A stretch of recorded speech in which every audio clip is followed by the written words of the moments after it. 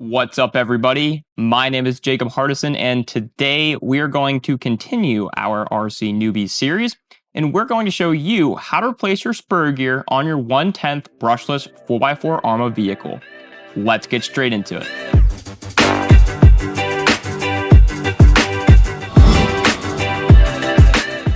Before we get started, let's go over some materials we're going to want to have on hand.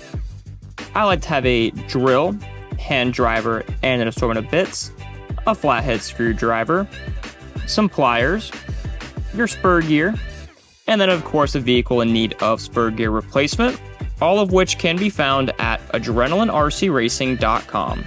Alright, so now that we know what we need, let's go ahead and get started with our repair. So the first thing I'm going to do is I'm going to remove our center drive shaft here, which is this nice long guy in the center, of course, and that is just going to be spring loaded. Because this vehicle is brand new, the spring tension is probably going to be pretty high, but you should be able to compress it and then slide it up and out. I'll go ahead and get that taken care of right now.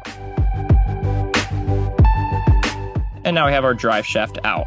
We'll set that to the side here. And the next thing we're going to do is we are going to take out this red piece right here. So if we flip the truck over, we can find our red piece right here on the bottom of the chassis. You can see it poking through. And we're going to remove this one screw.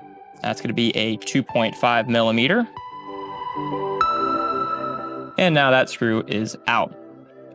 From here, we'll flip the car over, slide this red guy out.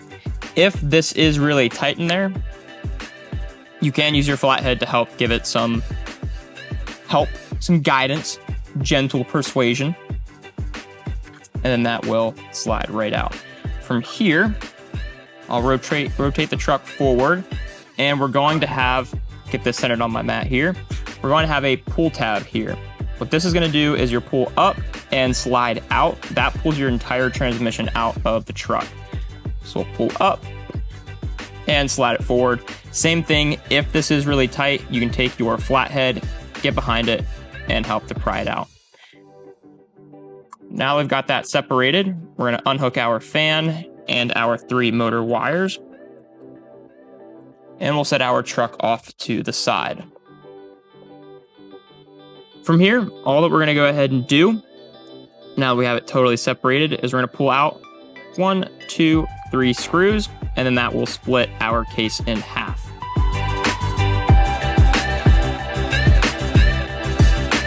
So now we have our motor separated. You see the bearing did not stay in. It is still on my spur gear.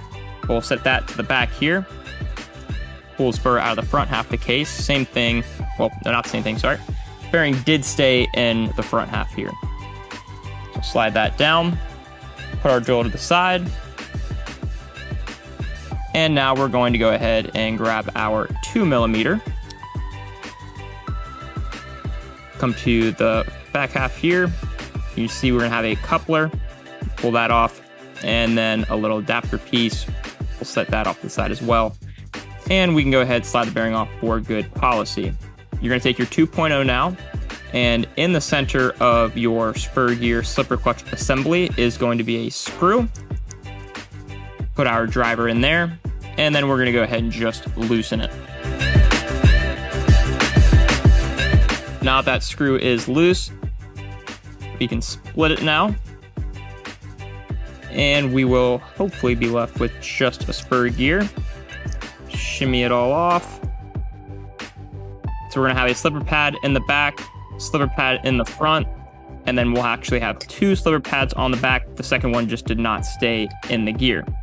So we'll go ahead, pop all those out, and we're left with just a spur gear now. From here, you're going to take your new spur gear, and then you can just go ahead and reassemble everything backwards from the way you just took it apart.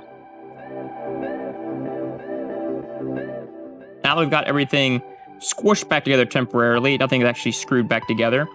This screw here, you're going to want to tighten all the way down hand tight, but do not crank on it. It is very easy to break. Now that I've got it just finger tight using the tips of my fingers, I'm going to take it and now back it off just 1/2 of a turn. I'm going to use my MIP identifier here to be able to know that I've gone a full half turn. And there we are. Now we are all set to throw this back in the transmission, get it back in the car, and we'll be all set to go.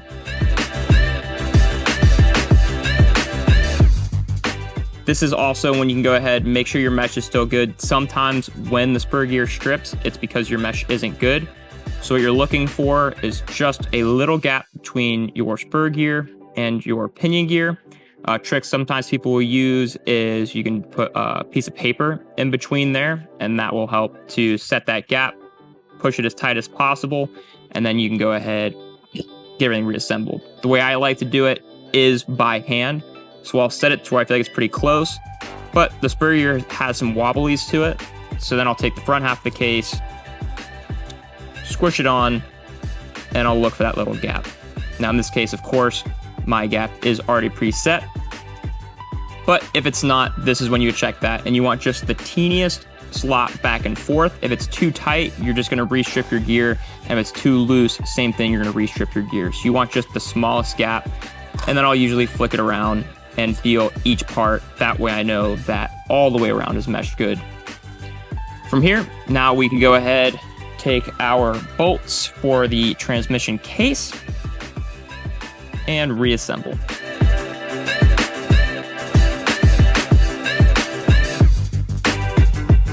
When sliding this motor assembly back into its case, sometimes what you have to do is you push back and rotate the wheels, and that will help snap it into place.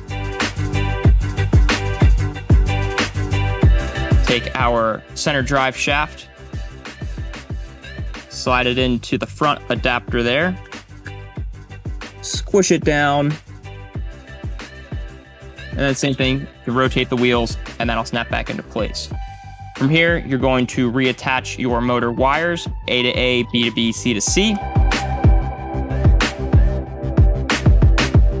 And we'll re-plug in our motor fan. Make sure you do plug negative, negative, positive, positive. There's 3 wires on the back side, 2 wires on the front side, so you do want to make sure you get those in correctly. More than likely, if it's the exact same as my truck, which it should be, your prongs will be showing towards you on the outside. You'll plug that back in, and now you have a replaced Spur Gear on your Arrma vehicle. So I hope this has been helpful for you guys, and we look forward to seeing you next week for an all-new installment of the RC Newbie series.